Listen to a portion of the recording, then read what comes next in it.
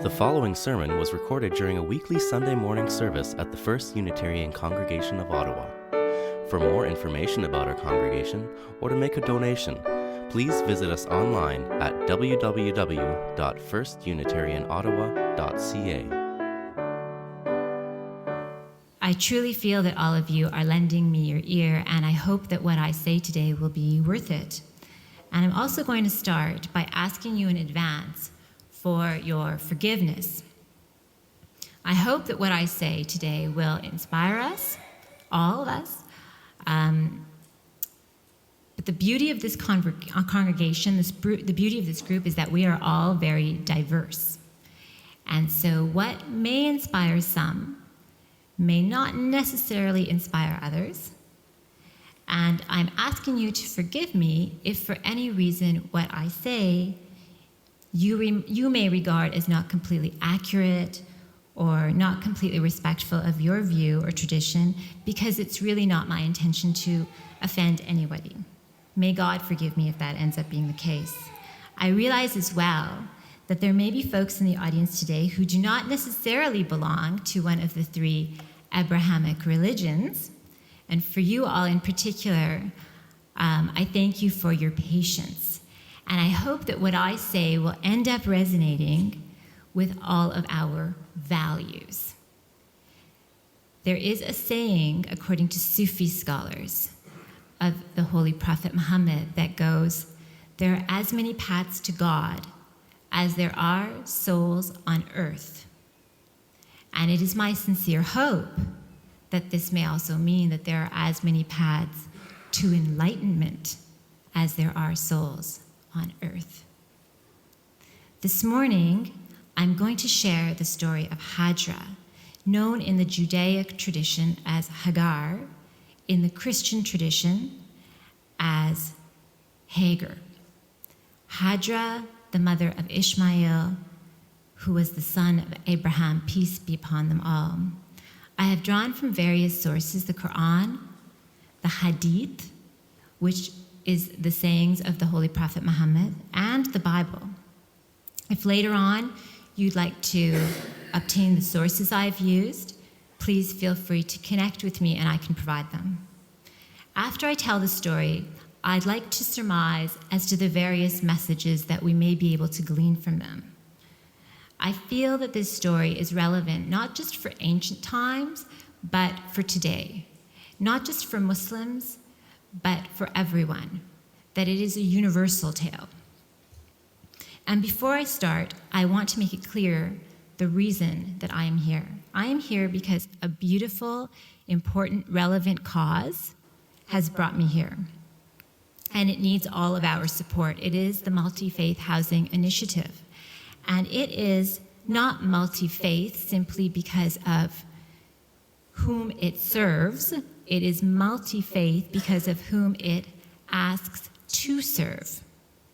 In other words, all of us, of all faiths, have been awoken by this incredible initiative and are reminded that at our core values, whatever our faith, we have a duty to humanity, to ensure that no one is left out, and this includes providing local, affordable housing for all. So I'm going to, on that note, begin with a verse from the Holy Quran. "In the name of God, the kind, the merciful, and give to the needy who are suffering and cannot immigrate, and to those who are unable to go about the earth in search of livelihood. One who is aware of their condition might think they are free from want because they abstain from begging, but you can recognize them by certain signs. Though they do not beg insistently, whatever good you spend on them, God is aware of it." To me, this means if someone is suffering and we've helped them, truly they have helped us. We have felt their suffering. We have acted and we have done something to hopefully help relieve it, help them relieve it, help them improve their lives, and therefore all of our lives in improving our society, our community. As Universalist Muslims, we believe one God reminds us that there is one humanity, and we are all entrusted to one another, regardless of how we may categorize ourselves by faith. On to the Islamic history of Hajar and Ishmael, peace be upon them both. Who was Hajar again? Hajar was the slave of Sarah, the wife of Holy Prophet Abraham, and Hajar was also the younger wife of Abraham. Hajar and Abraham had a son, Ishmael, who was born before Sarah was able to bear a son for Abraham. So she was a second younger wife with a son, slave of the first wife. In an ideal world, not only would there be no slavery, but we would all just get along and love one another. Unfortunately, this was not the case. According to our Islamic history, Sarah asked Abraham to remove Hajar and baby Ishmael from the household, and in fact take them far away. Seeking guidance, Abraham prayed to God. In the Bible, it states, God replied and said, "Do not be so distressed. I will make the son of a slave into a nation because he is your offspring." According to the hadith of Sahih Bukhari, Abraham, upon being ordered by God, took Hajar and baby Ishmael on a long journey from Palestine to Mecca, now known as Mecca. Historians provide that the journey probably took about 2 months. Now, if you could indulge me all, I found an incredible book available on Amazon called Abraham, Friend of God by Dr. Gerald Dirks, who has studied all 3 Abrahamic religions. He is a Muslim American writer and theologian, and he has given the most sensitive account of the story of Hajar and Ishmael I have read so far. And I have made a very brief summary of it for our purposes today. And I encourage anyone who is interested to find and read this book. Unlike Dr. Dirks, however, I'm going to continue to refer to Hajar as Hajar and not Hagar. And I'm going to point out this symbolism later. And I'm also going to refer to God as God and not Allah, though Allah is the Arabic word for God. Because our group today is composed of many faiths, I'm going to use the word God. We start where we find Abraham, Hajar, and Ishmael already now in the desolate valley of Mecca, where there is absolutely nothing. As I told the children, it is in the middle of nowhere. Occasionally, a caravan may pass by, but otherwise there is nothing. It is unclear how much time Abraham, Hajar, and Ishmael spent together after they reached Mecca. When Abraham handed Hajar a skin filled with water and a leather bag containing dates, Abraham apparently then turned aside silently and began walking away. As he continued walking, Hajar became anxious. Temporarily leaving Ishmael under the shade of a tree, Hajar jumped to her feet and ran after him and called. Abraham neither stopped walking nor looked back nor said a word. Perhaps his grief and pain were too much to permit him to speak at the moment. However, Hajar kept chasing him and called out, "Oh, Abraham, where are you going? Leaving us in this valley where there is no person, nor is there anything here?" Abraham continued, receiving no response. Hajar raised her voice again, but Abraham did not respond. Finally, Hajar raised her voice to ask, "Has God ordered you to do so?" Abraham stopped, turned, and answered, "Yes." Abraham's response, "I am leaving you to God's care."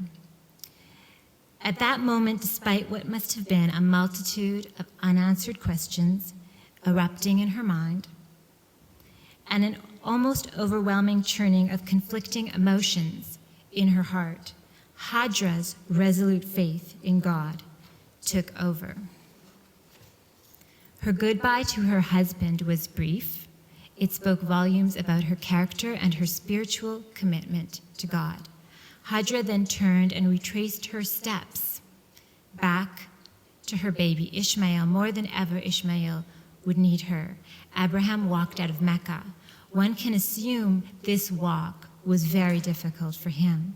When Abraham had finally walked far enough so that he could no longer see Hajar or Ishmael, he turned around to face Mecca. Standing there, he committed and entrusted Hajar and Ishmael into the care of God. He said, according to this verse found in the Holy Quran, "Our Lord, I have resided part of my progeny in an uncultivated valley near your sacred dwelling.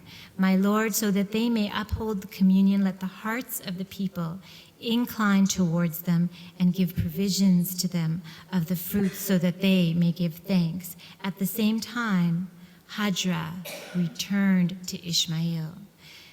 The dates and water sustained Hajar and her milk supply for a while, and Ishmael nursed. But the temperature in Mecca was very hot, and in that environment, it did not last long. Eventually, the water was gone, and shortly thereafter, Hajar's ability to nurse her baby. One does not know exactly how long Hajar went without water, or how long her milk supply was dried up. But at some point, she was unable to watch her baby, hungry, dehydrated, and in agony, and she knew she had to do something fast. She tore herself away from her child to search for help. Perhaps there may be a caravan happening to pass by Mecca. Perhaps Hajar could find some way to hail it and somehow secure water. Hajar rose to her feet and spotted the nearest hill. She staggered to the hill, leaving Ishmael in the shade of a tree at a spot on the valley floor now known as Zamzam. Arriving at the base of the hill known as Safa, she clawed her way to the top along the sometimes treacherous footing of the rocky incline, hoping that from that vantage point she could see a passing caravan. However, straining her vision to her utmost in all directions, there was no person to be seen. The increasingly desperate Hajar then dragged her exhausted body down the slippery and uneven rock surface to the valley below. Perhaps Hajar had intended to go and sit down with Ishmael once she reached the valley floor. However, once off Safa, her desperate concern drove her body forward in order to look for sign of others. She tucked up her robe and began to run frantically through the valley. She proceeded to the base of another hill, which was Marwa, almost 450 meters from Safa. As she had before with Safa, Hajar made the painful climb up the inclined surface. Reaching its peak, she again scanned the valley and the horizon for any sign of life. Finding none, she climbed down Marwa, heading back towards Ismail. Again, she experienced that sudden rush of energy and began to run. Again, up Safa, there was nothing to be seen. Once more, she descended down, and the pattern was continually repeated, up and down the valley between both hills, until Hajar had completed traveling between the two hills a total of 7 times. Finally, standing for the last time on the peak of Marwa, and she must have been dehydrated and hungry and battered and bruised and exhausted and desperate when she thought she had heard a voice. She must have wondered if she had been hallucinating. She forced herself to be quiet. She had heard a voice. Hajar cried out, "Oh, whoever you may be, you have made me hear your voice. Have you got something to help me?" Then looking down into the valley below, Hajar saw an angel standing beside her dying child. The angel, who was Gabriel, then used the heel of his foot to strike the ground near Ishmael. At the very spot that Gabriel struck, water came miraculously gushing out of the ground, spreading in all directions.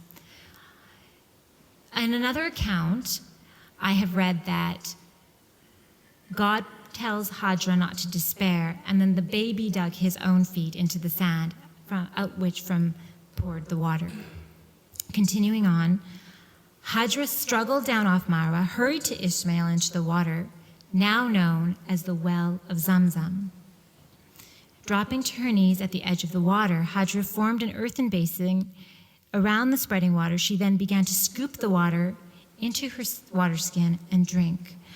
Immediately after, her milk returned, and Hajar was able to nurse Ishmael. Gabriel spoke to Hajar, "Don't be afraid of being neglected, for this is the house of Abraham in Mecca, which will be built by this boy and his father, and God never neglects people."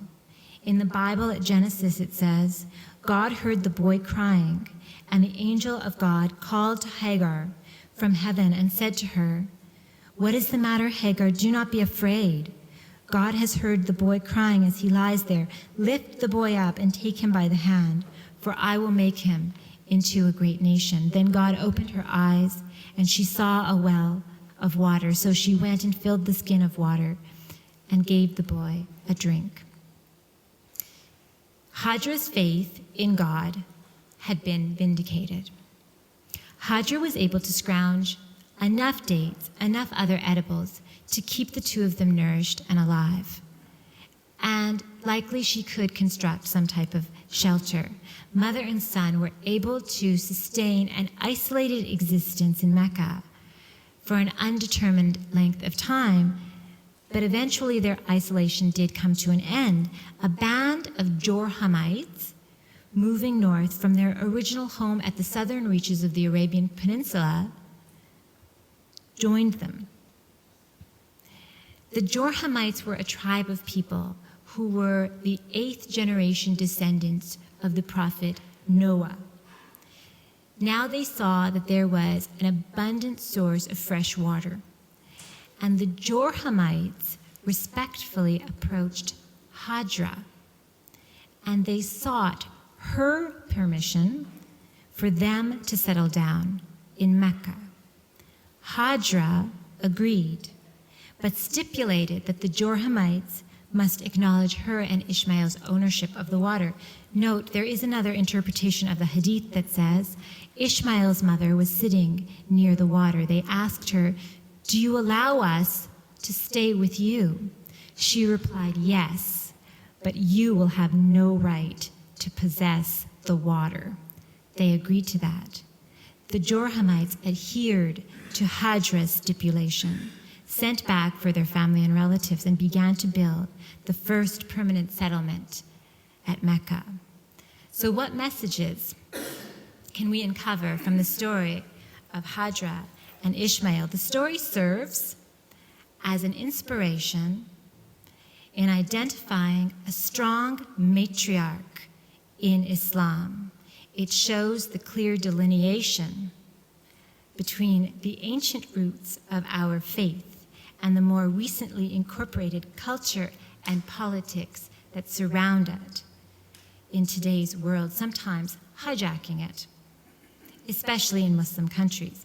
And let me connect the dots a little further. Within the next 10 days, it will be Eid, the Islamic festival of the sacrifice, Eid ul-Adha. Eid is likely going to be October 15th. And do you know what Muslims wish they could be doing every Eid? We wish we could be making the pilgrimage to Mecca. Some of us do.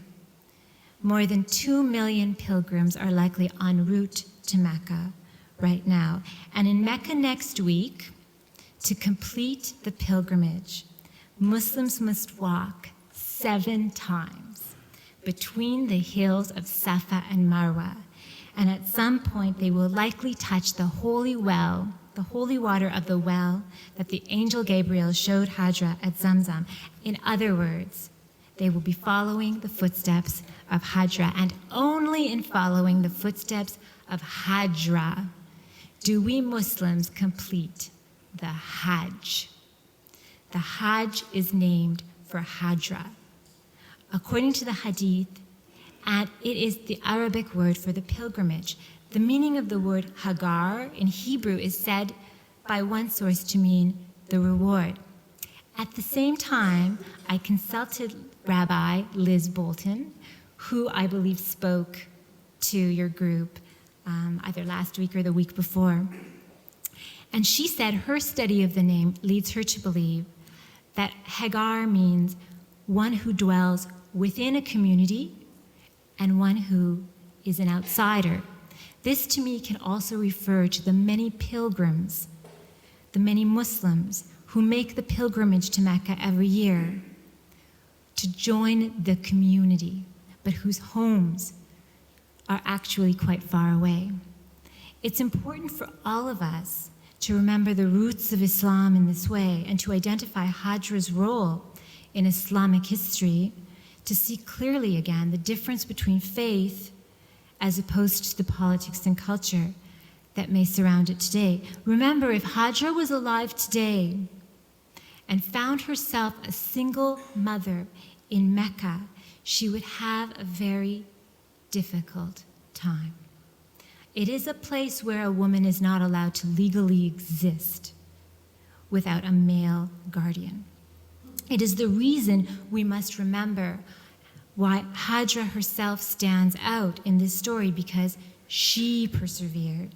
She had an unshakable faith in God, kept going, didn't despair, didn't give up. She was the one visited by the angel Gabriel. She was the one God spoke to and comforted through him. And she was the one regarded as the leader of Bakka when the Jorhamites asked if they could settle there. And she was the one who told them wisely, you can stay if you do not possess the water.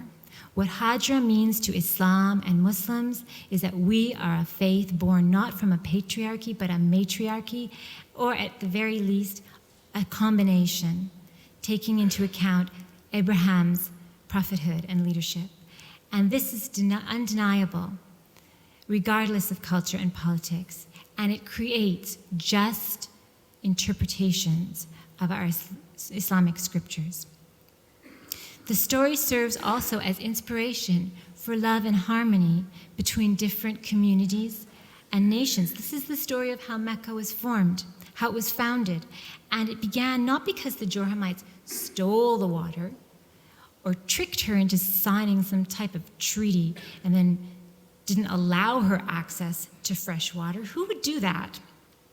No. It began when they asked permission if they could settle, and she agreed so long as their most precious resource could be shared. It shows, unlike what has taken place in much of history, including recent history, including Canadian history, that this high level of respect between people is humanly possible and necessary. We have to ask ourselves, shouldn't this story be the model of the way communities and nations interact with one another today, particularly in the sharing of precious resources? The story serves as an inspiration for charity.